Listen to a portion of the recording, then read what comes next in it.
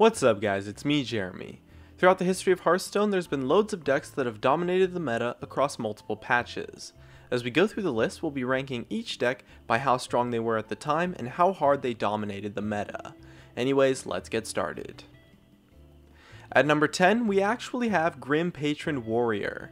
After the Blackrock Mountain release, Grim Patron Warrior arose as the clear front runner of the meta. It's a combo deck that gets to win a ton against aggro since it's played on the Warrior class, and the Grim Patron combos to clear your entire opponent's board while also summoning a full board yourself is insane versus some mid-range and slower decks. The raw power of this deck and lack of bad matchups has caused the deck to shine through quite a bit, and it's held back a little bit by how difficult it is to play, but in the hands of a skilled player, Grim Patron Warrior is extremely strong.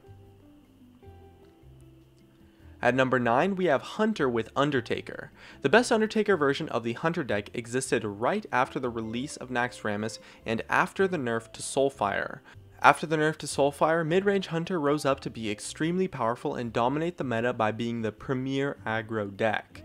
Undertaker openings were insane, and you would often win 1 out of every 10 games or so for free just because you opened up with that card. The early game was unmatched, and decks had such a hard time dealing with it that it eventually caused Undertaker to be nerfed to the ground. At number 8, we have OTK Warrior. Back in a time when Warsong Commander gave all of your minions charge, a combo warrior deck arose where you would use Molten Giants and Youthful Brewmasters to OTK your opponent in one turn, often from 30 life or higher since you could easily do 40 damage or more in one turn if you drew all of the combo pieces. And being a warrior, you would be great at stalling out and dealing with aggressive decks most of the time.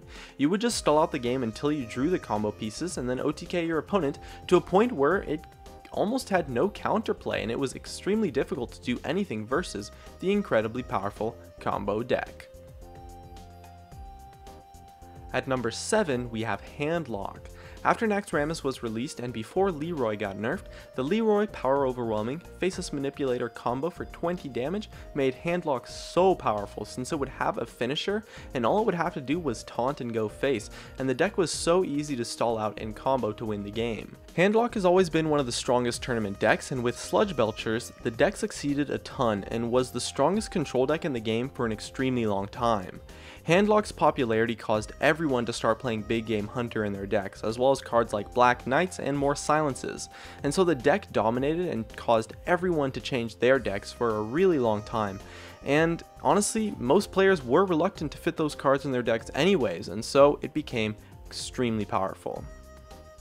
At number 6, we have Freeze Mage. Back in beta, all of the freeze cards costed 1 mana less, so Frost Nova was 2 mana, Cone of Cold was 3 mana, and Blizzard was 5 mana to play. This allowed the deck to stall out and play ice blocks much easier overall. Those super powerful stall cards coupled with some great removal like Doomsayer and Flamestrike, as well as tons of draw to dig for the Alexstrasza combo, and the Freeze Mage deck totally dominated the ranks and tournaments to the point where the deck got nerfed quite hard and still remains one of the strongest options, especially in tournaments. At number 5, we have Control Warrior. This one brings us way back actually, to a time where Alexstrasza was a lot stronger than it is now.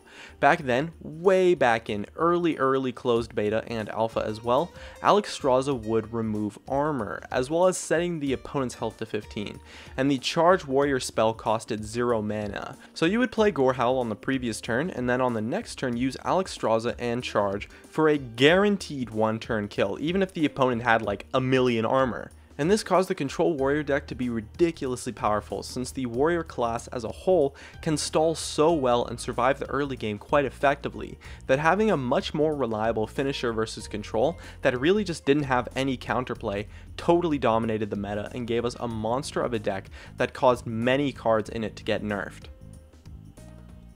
At number 4, we have a different version of Hunter from before Naxxramas, when Unleash the Hounds costed 2 mana, and Starving Buzzard was a 2 mana 2/1 creature.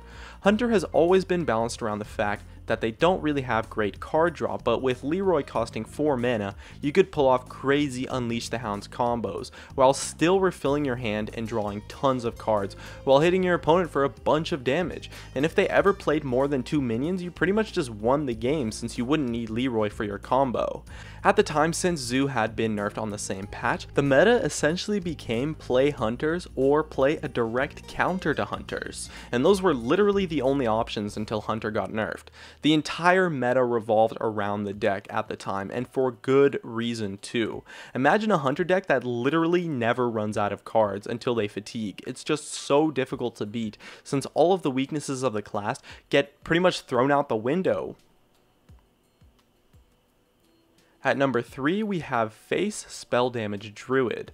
Now, just like the Warrior deck, this Druid deck is really old, from way back in very early beta and alpha. But back then, all of the Druid spells like Wrath and Starfire could target your opponent's face, as well as cards like Savagery would deal damage equal to your hero's attack power to all enemy minions. So clearing the board for Druids was way easier, and coupled with some nice spell damage creatures like a stronger Dalaran Mage, and cards like Claw and Bite, which gave 3 and 6 attack power respectively instead of giving some armor, and you would just go face with everything while clearing your opponent's board too, and with multiple silences, finish them off with a combo on turn 8 with a 5 mana Force of Nature if you hadn't won already.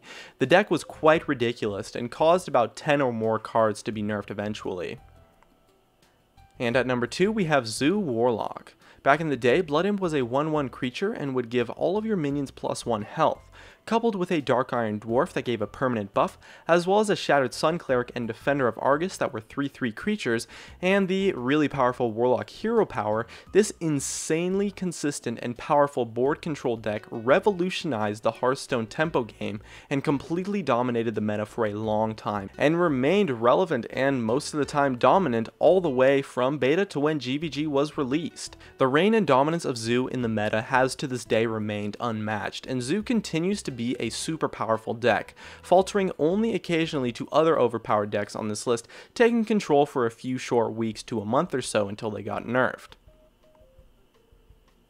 At number 1, we have Miracle Rogue. Way back in early beta, about the time of the Druid face deck, a large amount of the rogue cards were so insane. Backstab could hit any minion, undamaged or not, Shiv costed 1 mana, and Van Cleef was a 1/1 with stealth. In addition, the Defias Ringleader was a 2/3 creature, Conceal costed 0 mana, and Headcrack costed 2 mana, and the kicker is that their hero power would give their weapon +1 attack for that turn if they already had a weapon equipped. With Leroy combos and Gadgets and Auctioneer, the deck was not short of draw options as well as finishing combos, and if you ever drew a Van Cleef early in the game, you pretty much just won that game for free. And with crazy removal cards like Blade Flurry and Fan of Knives, as well as the much stronger hero power, the deck had an insane early game as well as fantastic combo mid and late game finishers. The deck just overall had such an insane amount of value and power through its draw that it crushed all the competition and takes my number 1 spot for the best Hearthstone deck of all time. Hey guys, it's me, Jeremy. Thanks for watching my video. If you enjoyed it, definitely make sure to hit that like button so I can tell, as well as you can check me out on Facebook and Twitter at Gaming Curios. And check me out on Twitch too, I do weekly streams. And if you really enjoyed the video, make sure to subscribe, as well as you can check out some of my other content up above. Anyways, that's going to be it. Thank you so much for watching, and of course, I'll see you guys next time.